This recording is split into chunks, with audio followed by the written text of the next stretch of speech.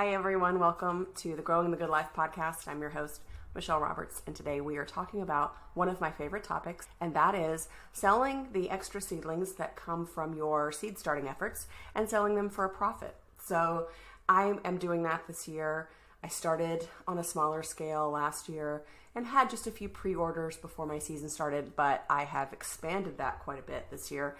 And I want to give you all the details about how it's going, what I'm doing, and give you a little bit of a reason why I'm doing it. But most importantly, I want you to think about how you might want to do this as well and the reasons that you might want to do it. So I have a third of an acre market garden. Right now it's smaller than that, but within the next week or so, I expect to expand to a third of an acre. And in doing that, I will be starting a lot of seeds. I've started several. I'm still starting more for the farm stand that I have that's next to that garden. And so on the farm stand, we'll be selling obviously the fruits of our labor from the garden, but we'll also be selling extra transplant. And so that got me thinking that I would really love to create a resource for you that I wish I'd had when I was looking a couple years back for resources on how to start selling seedlings for profit. And quite honestly, it has never been easier to do that. We have a lot of things at our disposal, a lot of tools and resources at our disposal that we never had before. And those are really good for us and will uniquely position us to be able to sell things to our neighbors and to our friends at a profit. And you can decide on what level you choose to do that. You can just sell a few extras. You can sell a lot of extras depending on what your goals are for that money. But what I want to talk through with you today are first some of the reasons that you might choose to sell some of your or to sell extra. Number one, you might have a green thumb. Obviously, if you're starting your own seedlings, you're pretty good at it. So that fills a really sizable void in the areas where you have folks who want to grow seedlings but can't grow their own, and they want to get away from buying from corporate entities or buying from big companies. And so you can help your neighbors and friends by selling them the extra seedlings that created or that you've grown. If you're already growing plants for yourself, it's kind of a no-brainer. It's never been easier to get in front of your potential customers. We have tools, the social media tools that we have, especially things like Facebook Marketplace, make it unbelievably easy for you to get in front of a lot of folks who live near you to sell your seedlings to. So you're not only selling them to people that you know, you can be selling them to people that are a couple towns away really easily. So those are some really solid reasons that you might want to do it. Another reason you might want to sell plants from home is that, yes, the logic of it works, the numbers work out. If you can help yourself by offsetting some of your costs, that's a really great idea. But imagine how it would feel to you to share some of your values with your neighbor. If you're able to provide seedlings to them that have been grown using organic practices or naturally grown practices, if you're able to provide your neighbors with food they can grow to feed their families that are, they know where they came from. They know what was put into them. They know how they were grown. That allows you to be a bigger part of your community. It allows you to really show your community and show up for your community in a way that shows what's important to you and that you care for them. And that really is even a bigger reason for me to do that. Like, I really feel strongly that the people in my community would be well served by having seedlings that are grown with very considered sustainable practices.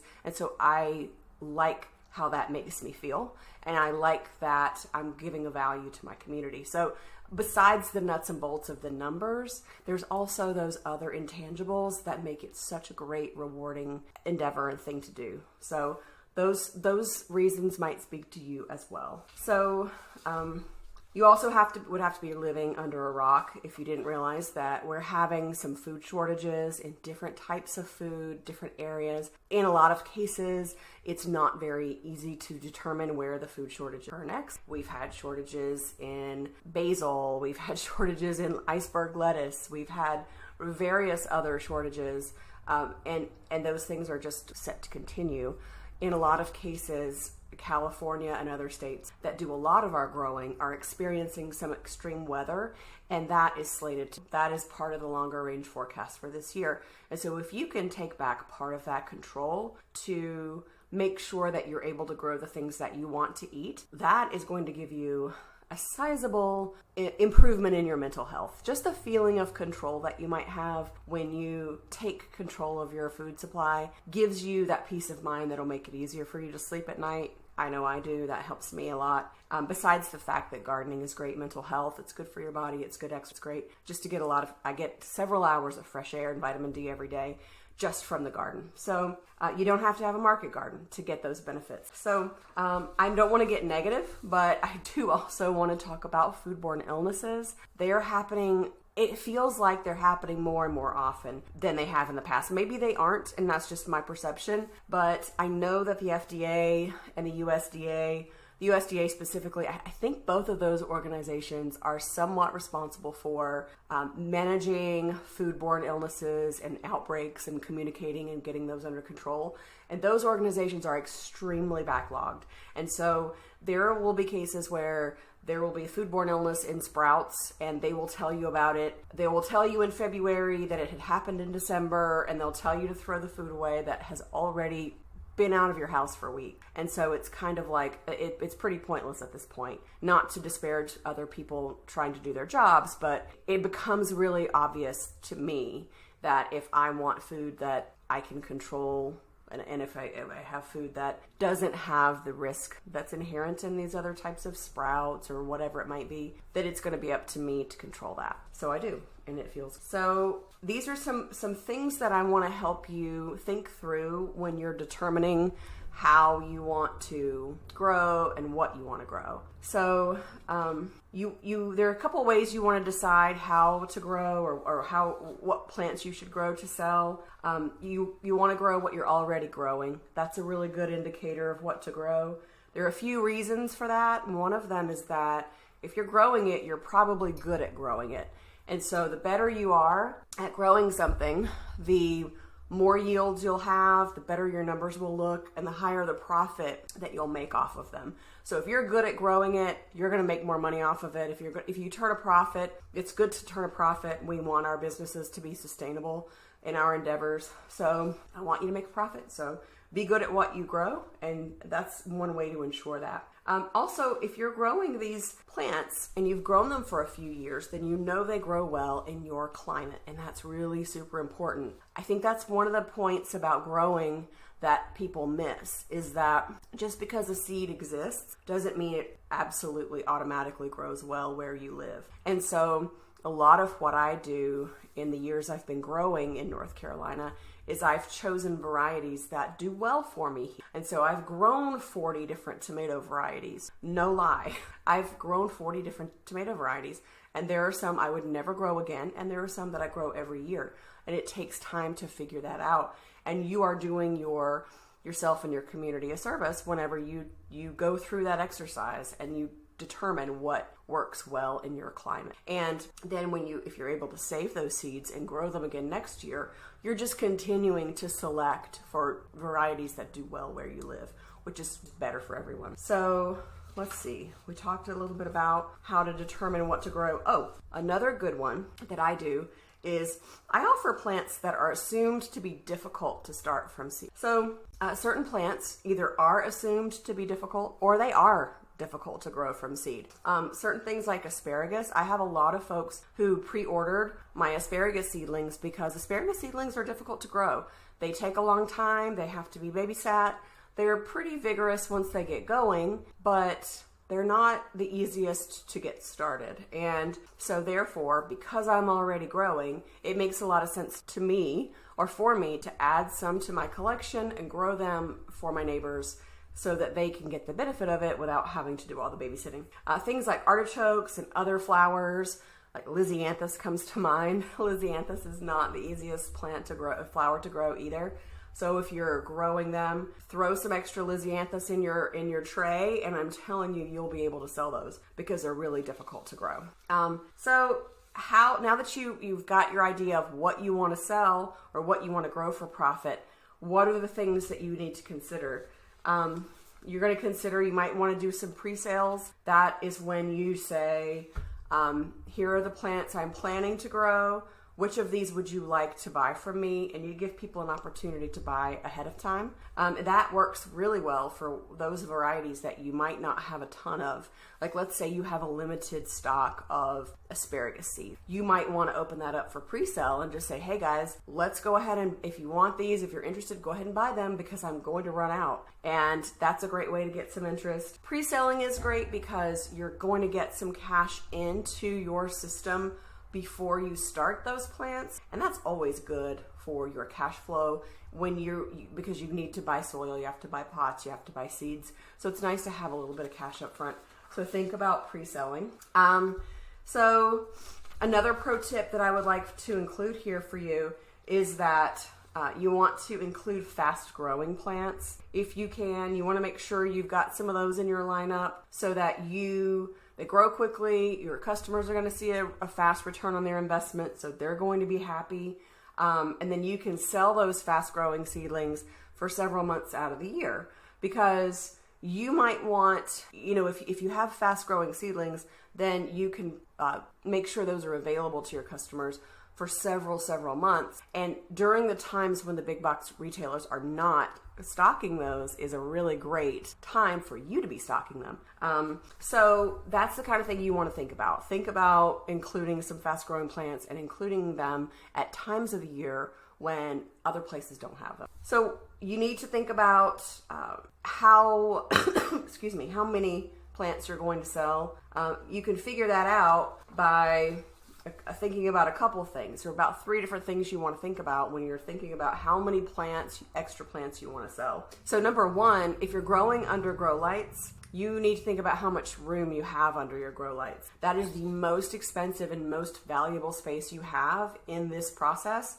And so you want to make sure that you grow small in small trays, or like you grow in small cells and then you pot those up later, because you need to grow as much as possible under those grow lights. And so that's the most important space you have. If you've got a lot of room under grow lights, then you're going to be able to start a lot of seedlings. So just think about that. How much money you want to spend up front is also going to be an indicator of how many extra seedlings you can sell. So if you don't have a ton of extra money up front, then think about pre-selling some of them. If you're not going to pre-sell, you don't have a lot of money up front, then you want to start small.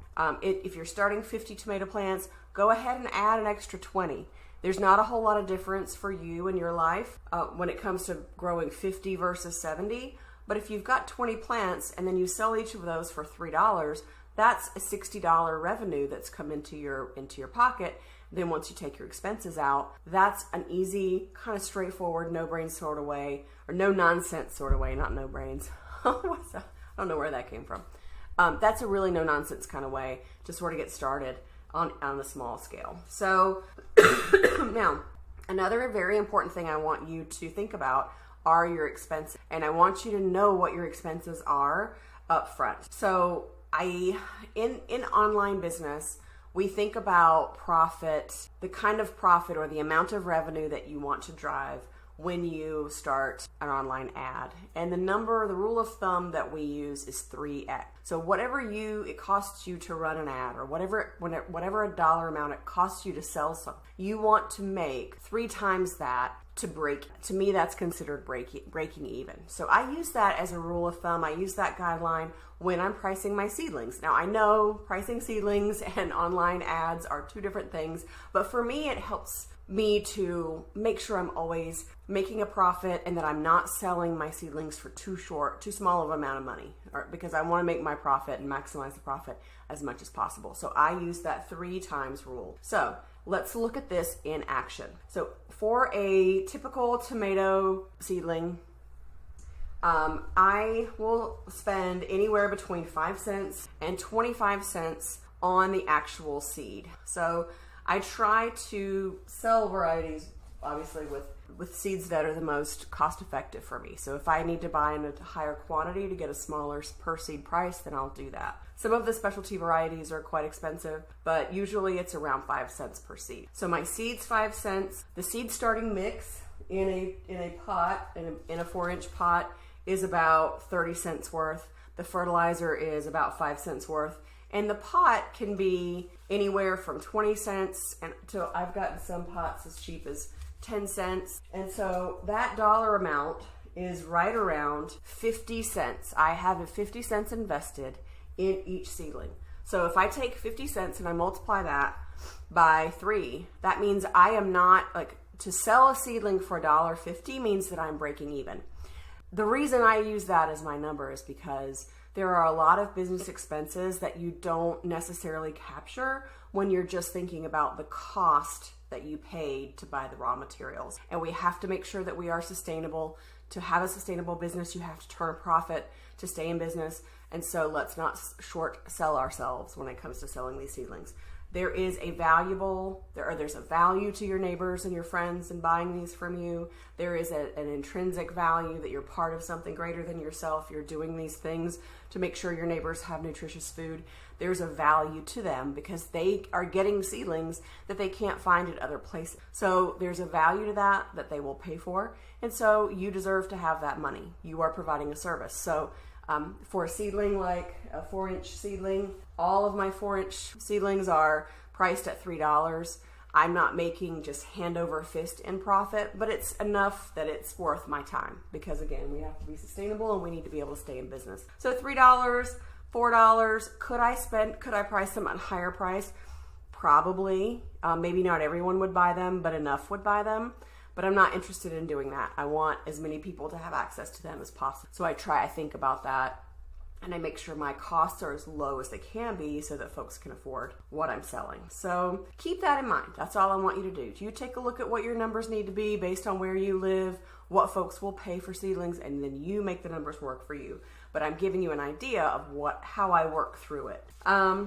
Let's see. So what supplies let me back up. Before we talk about the supplies you'll need, you need to plan your sales date. So plan when you're going to start selling. You're going to want to know when your last frost date is in the spring and when your first frost date is in the fall. So that will determine when you start your seed selling, or when you start your seeds and when you plan your sales date. I typically will plan my sales window. I don't sell on a certain day. I open the window for several weeks and I start that after my last frost date in the spring because I harden those plants off for people. I make sure that they're ready to go when they buy them. And so as a result, I don't want to sell them too soon because if I sell them a plant, I want them to know they can immediately put it in the ground. And I'm afraid if I sell it too early, they may not know. They might put it out, it gets frozen. That's obviously not good for anybody. So I plan that. Most people want to plant things about 1 to 2 weeks after their frost date. So you decide when you want to grow, and just kind of when you first get started, concentrate on selling in one period. Once you have a couple seasons under your belt, then you might decide that you want to sell across different, like you might want to sell throughout all the summer. But I would wait on that. I would just sell your big spring rush once, see if you like it, see how it did, and then make some other plans like down the road. So let's get into, your supplies. You're going to want to, if you're going to start under grow lights, obviously you're going to need some grow lights. You can use shop lights that have like a 5,500 degree Kelvin light color temperature. Those are really, really inexpensive. They're very affordable. They work very well for starting seeds. They're not full spectrum, but because you're just starting seedlings, you don't need full spectrum. But so you need grow lights. You need a rack for those grow lights to be on. You also need 6-pack containers. Certain things grow better in 6-packs. Certain like lettuces or cabbages, Brussels sprouts, those kinds of things are well suited to 6-packs. You also will need 1020 bottom trays and 72 cell top trays. These are just like the big larger versions of these guys. This is a 6-pack, but the 72 cell trays are the ones you might want to start your tomatoes, eggplant, artichoke, peppers, and then you'll pop them up into a larger 4-inch cup. And so those are basically the 2 versions that I think you'll need. You could go crazy with this and buy more, but you don't have to do that. If you start with 72 cell tray, which simply means that in a single tray, there are 72 cells. That's a nice medium size. Though they make trays that have a ton more that are really, really tiny cells. And then they make trays that are super, like much bigger. but 72 is right in the middle, and they work great for most. You'll start them off there. Then you're going to pot them up in larger pots, and those larger pots are the ones you're going to sell to your customers. So that's what you need. You don't need a ton more than that. You're going to need soil. So I use ProMix. The numbers of ProMix work so that it's about a quarter per cup, or there's a quarter's worth. There's 25 cents worth of potting soil in every 4-inch pot. So that's how I get those numbers. I use those organic growing potting mixes because they make me feel good. They work well. There's a lot that I don't have to think about when I use those. And so that's what I do, and that's why. So your seeds, I go to High Mowing Seeds, Botanical Interest, Haas Tools, Johnny's, Selected Seeds. All those places have Territorial Seed. They all have a great supply of seeds. So you've got your seeds, you've got your soil. If you choose to put any type of fertilizer in the seedling, it's a good idea to do that because in a lot of cases those seedlings will be in those pots for several weeks. So when you pot it up, you can put just a smidge of that really nice organic all-purpose fertilizer. It costs about 5 cents, but it's a really good investment for your customer. They're going to get a really good result. So I want to quickly head over to the marketing section of this conversation that you'll want to think about. So I've told you why I've told you why you might want to do this. Obviously, it's your choice to make. I've given you the economics of it and how you can make these numbers work. I've given you a list of the supplies that you'll need to pull this off. And so finally, where are you going to market this plant sale so you can succeed with it? You can use 4 different avenues. You can use existing farmers markets, local pop-ups and festivals. You can have a roadside stand yourself, or you can sell on Facebook Marketplace. And so I am planning to do those last 2, and I'm going to let you know how that goes this year. We are doing a roadside stand at the market garden, and we're also going to sell heavily using Facebook Marketplace. So you can sell via one avenue. You can choose all 4. Just find out what works best for you. Some of the advantages of selling at an existing farmer's market is that you have a built-in client base. There will be folks walking past your seedlings. If your seedlings look good, they're priced right with the right variety, you are going to make some sales. So you want to make sure you've got a good selection. If you're going to a farmer's market, you want to make sure that they look good, that you've clear marketing, that you have a lot of really specific descriptions. Lots of nice handouts would be really good for folks. You want to have a business card if you can. So obviously a farmer's market's going to require a little bit more marketing up front, but usually it's worth it. So just make sure you know what kind of if you need any licenses to display there, if you can come for just a couple of weeks, or if you have to sign up and commit to the whole season, just know what you're getting into. But farmers markets can be a really good avenue, good option. The next is the pop-up and the festival. If your community and neighborhood have different spring festivals and pop-ups and that kind of thing, or community events that you can buy a table at, look into that, because that's a really good way of having a built-in audience that can walk past your table and buy up a lot of yours. Now, the third is a roadside stand. Obviously, that's part of a larger marketing initiative for you. Unless you have a buddy who has a roadside stand and is just going to let you put your stuff on it, chances are you're going to have to make your own roadside stand. So think about what would be required for that to make sense for you. For me, it makes sense because our stand is going to be right at the end of our road. It's a dead-end road right by our garden, so it makes perfect sense for us. Think about what makes sense for you, but don't discount the roadside stand. And then finally, Facebook Marketplace. Facebook Marketplace is one where you can really get lucky with a lot of your seedling sale. And to be honest, it's free beyond what you spend on your internet or your phone or whatever it is you're accessing Facebook with. So you can put an ad up on Facebook for free. You can advertise your plants, what you have in stock, the price of it, how you want to take money, how you want to arrange for pickup. All of that is up to you, and you control all that. So that is absolutely the way I would recommend. If you're just getting started, use Facebook Marketplace only, and then expand from that, because it's just going to be the best use of your time, best bang for your buck, best all around. I'm definitely going to be using Facebook Marketplace to move seedlings as well. We will put them on the roadside stand. I'll reach out to my current network first, but if they don't buy them all, you better believe I'm going to have those on Facebook Market. And for tomatoes and peppers, specifically tomatoes, you can list tomatoes for several weeks, because if you have them in a big enough pot and you pot them up, you can just keep the tomato that you haven't sold yet.